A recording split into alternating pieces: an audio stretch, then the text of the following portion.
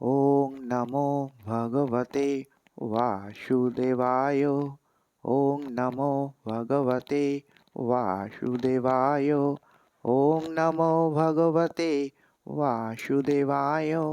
ওম শ্রী পরমাত্মনে নমঃ।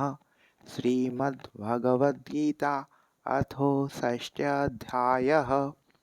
श्लोक क्रमांक 42।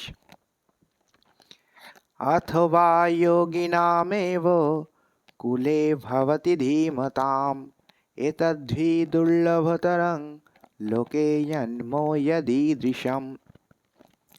অথবা দীর্ঘ যোগ সাধনার পরে যোগভ্রষ্ট পুরুষ জ্ঞানবান যোগীগণের বংশে জন্মগ্রহণ করেন। এই প্রকার জন্মই জগতে অবশ্যই অত্যন্ত দুর্লভ। Or if unsuccessful after long practice of yoga, he takes his birth in a family of transcendentalists who are surely great in wisdom. Certainly such a birth is rare in this world. Next, শ্লোক ক্রমাঙ্ক 43। তত্র ত্বং বুদ্ধি সংযোগম লভতে পূর্বদেহিকম यतते च ततो ভূয় সংসিদ্ধো কুরুনন্দন। হে কুরুনন্দন, এই প্রকার জন্মগ্রহণ করার ফলে তিনি তার পূর্ব জন্মকৃত পারমার্থিক চেতনার বুদ্ধি সংযোগ লাভ করে পুনরায় সিদ্ধি লাভের জন্য যত্নবান হন।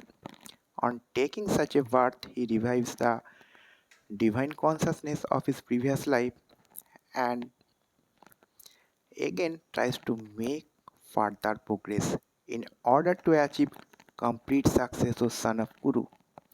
Next, শ্লোক ক্রমাঙ্ক 44। পূর্বাভ্যাসেন তেনৈব হ্রিয়তে হয়বশোऽপিশः জিজ্ঞাসুরপি যোগস্য শব্দ ব্রহ্মাতি বর্ততে।